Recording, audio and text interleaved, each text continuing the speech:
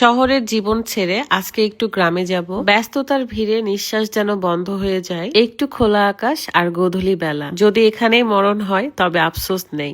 ঠান্ডা মাটি, কি যে শান্তি। ভেবেছিলাম আমি বোধহয় অনেক ভাগ্যবতী। এই কপালে সুখের থেকে যে দুঃখ বেশি, তাই আমার নাম দুঃখবতী হওয়া উচিত ছিল। আসসালামু আলাইকুম, কেমন আছেন সবাই?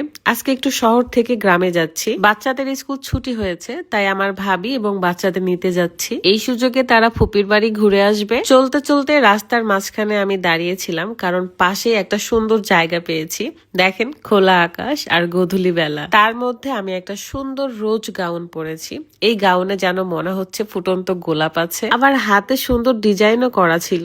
এই গাউনটা আপুদের পরলে কি যে সুন্দর লাগবে, মাশাআল্লাহ। সূচনাস ওয়্যার হাউস ফেসবুক পেজ থেকে আপনারা এই সুন্দর রোজ গাউনটা পেয়ে যাচ্ছেন। পেজটা কিন্তু এই ভিডিও ডেসক্রিপশনে দেওয়া আছে। তাদের কাছে ভালো লাগার মতো আরো অনেক অনেক গাউন আছে, আপনারা একটু চেক করে নেবেন। এই গোধূলি বেলায় ঘুরতে কার কার ভালো লাগে? আমার অনেক পছন্দ, কারণ এই সময় পরিবেশটা দেখলে মনে হয় যেন আরো অনেক বছর বেঁচে থাকি। ইস, প্রকৃতির সৌন্দর্যের মতো যদি মানুষের মনও হতো। এই পৃথিবীতে জিন ভূতের চেয়ে মানুষের ভয়ই বেশি। যাক, মানুষের মন মানসিকতা নিয়ে আর কথা না বলি। অনেকক্ষণ এখানে ছিলাম, এখন একটু যাই বাড়িতে, এবং ভাবিরা রেডি হয়েছিল, আমি গেলেই তারা চলে আসবে আমার সাথে। রাজশাহী থেকে আমার বাবার বাড়ি যেতে প্রায় 1 ঘন্টার মতোই লাগে। ভেবেছিলাম আব্বুকেও নিয়ে আসবো আমার শ্বশুর বাড়িতে, কিন্তু আব্বু গ্রাম ছেড়ে এখন কোথাও যেতে চায় না। নিজের বাড়িতেই সে অনেক শান্তি খুঁজে পায়। আমারও অনেক ভালো লাগে বাড়িতে গেলেই একটা অন্যরকম ঠান্ডা পরিবেশ। বাড়িতে যাওয়ার আগেই দেখি আব্বু অজু করছিল, নামাজে যাবে।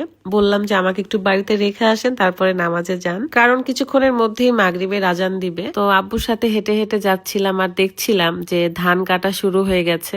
ধানের গাছ কাটা শুরু হয়ে গেছে, কারণ ধান পেকে গেছে। আব্বু আমাকে বাড়িতে রেখে আবার নামাজে যায়। তারপর দেখি আমার ভাবি একদম রেডি এবং বাচ্চারাও ফুল রেডি। ঘরে মাছের তরকারি দিয়ে ভাত ছিল, সেটা আমি একটু খেলাম এবং আব্বুর জন্য রেখে দিলাম।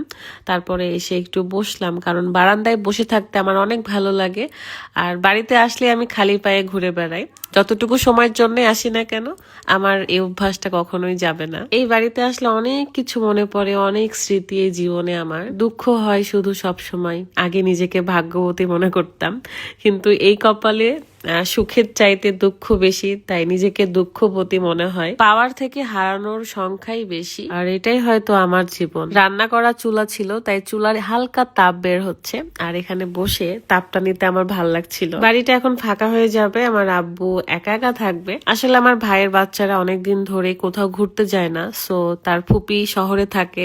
আমার বাড়ি ছাড়া, আমার শহর ছাড়া কোথায় বা তারা ঘুরতে যাবে। আমার ভাবি আমার কাছে বন্ধুর মতো, অ্যান্ড অনেক বেশি ভালোবাসি। সো